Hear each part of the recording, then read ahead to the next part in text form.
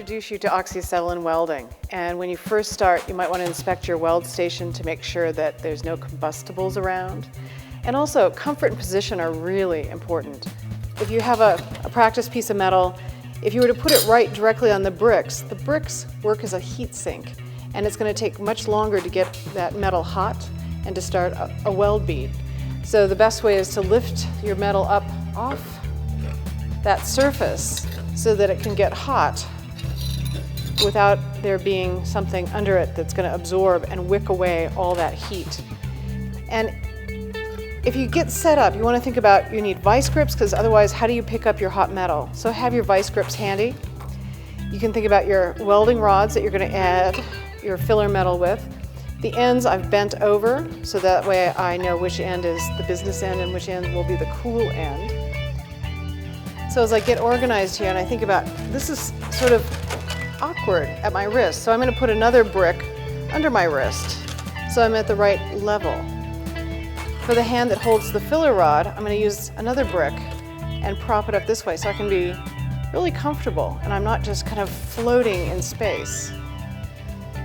So this is how I'd get set up to begin, and that way I know that I have my vice grips handy, I'm comfortable, and then when I'm done welding, I have a quench tank handy so that I can quench that metal so it'll be cool and I can put it away.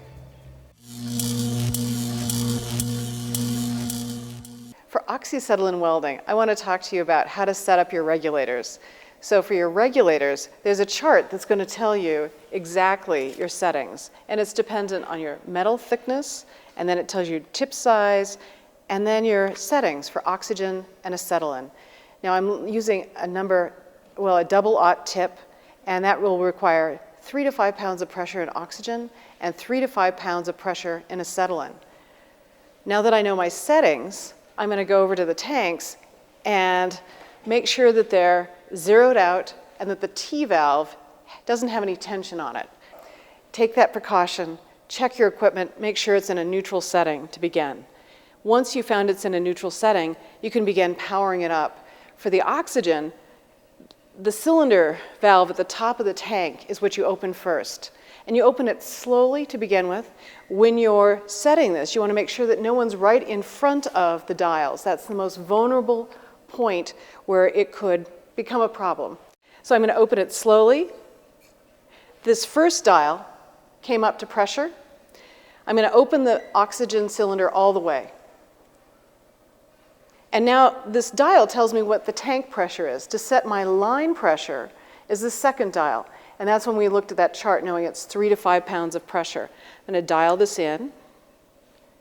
And with oxygen, the first number setting is a 10. And so halfway in between there and the pin. The oxygen's set up. Now I'm going to go over to my acetylene.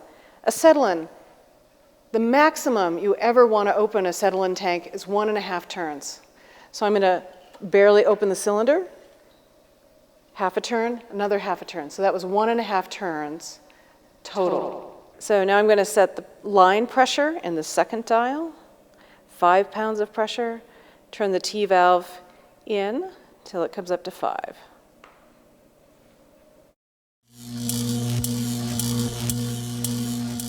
To light the acetylene torch, I'm going to put my thumb and forefinger on the acetylene knob. I'm going to cradle that in my hand so it's very comfortable. I'm holding it with one hand. For placement of the striker, hold it in your right hand, put your wrist against the torch body for stability, put the striker to the side of the torch tip.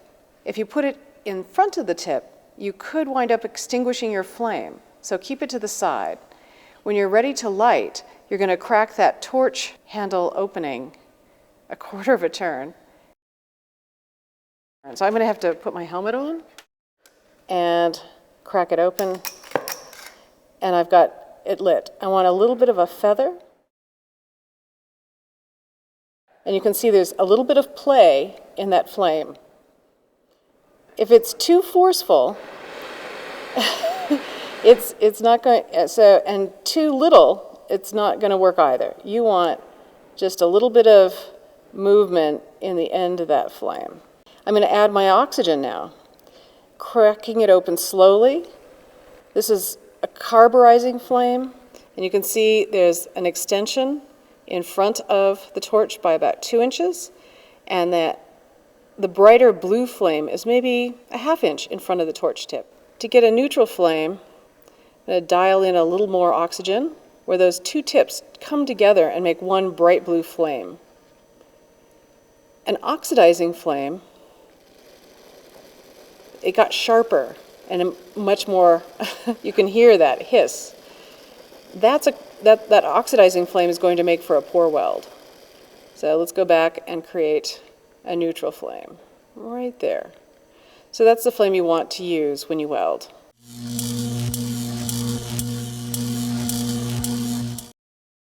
When you're starting to do your oxyacetalene welding, how you select all your adjustments for your equipment, you need to have your metal available and then a metal gauge. With the metal gauge, you're going to check for the thickness. By fitting it into a slot, which is numbered, you're going to be able to tell what size metal you have, and this is 16 gauge. After you have the gauge determined, then you can select your tip size. And if you go over to a chart that's provided, and depending on who is the manufacturer of your regulators, you want to use their chart. So for 16 gauge, it's going to tell me that I need a 00 tip, and I can make that selection. And here is the 00 tip. Once it's installed on the torch, I'm going to inspect the tip, and I can tell it's got oxides on it. I'm going to want to clean this. So for a tip cleaner,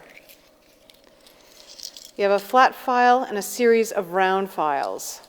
I'm going to use the flat file first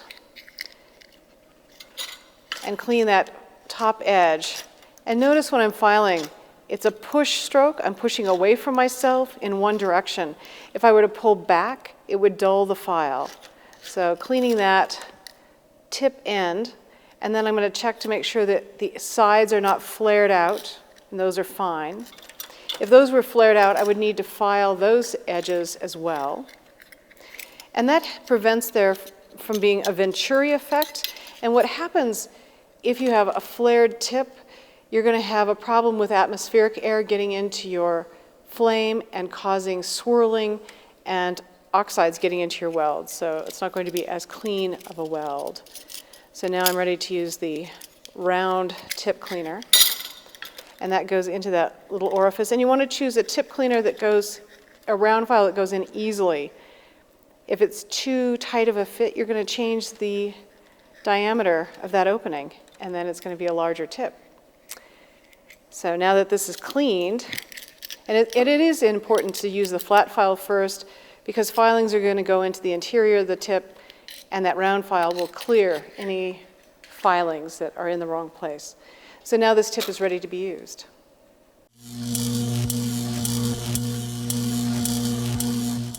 When you begin to weld, you want to make sure that your metal is clean. So you're either going to use a wire brush and clean any rust or oxides off your metal, or you can also use a Scotch-Brite. And this gives you a much better quality weld. Eyes.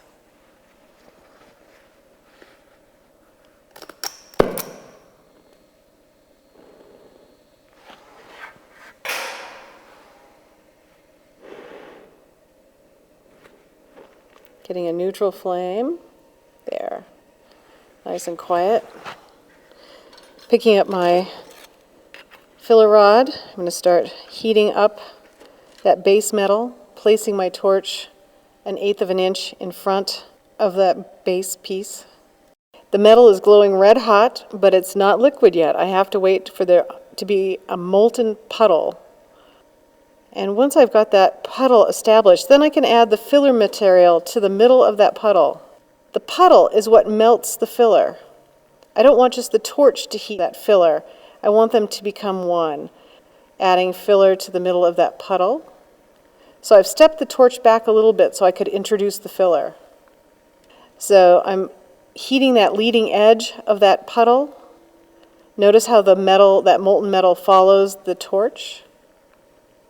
Warming that leading edge again, adding filler to the puddle, warming the leading edge, adding filler, depositing that little droplet of metal, moving forward, adding more filler, adding filler, moving forward. So let's take a look at that weld.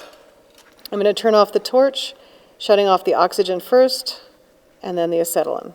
Using a vice grip, I'm going to grab a hold of the metal to quench. Okay. When the metal stays wet, it's cool, and you can touch it, handle it without being burned. If we were to take a look at that weld bead, you're going to see a series of crescents. From the back side, you're going to see that it's heat affected. That lets me know that I got great penetration. It's going to be a structural weld. When you're first learning to weld, you might notice you get some unusual textures, or maybe beads are separated a little bit from one another.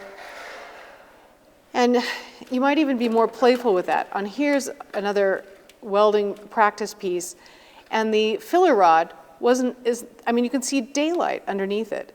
It's more of an artistic application of filler metal.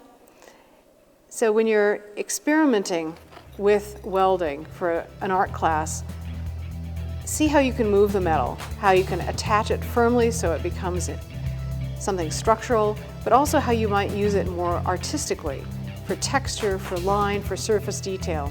So you need to have a lot of fun with this and really enjoy playing with the metal at this point.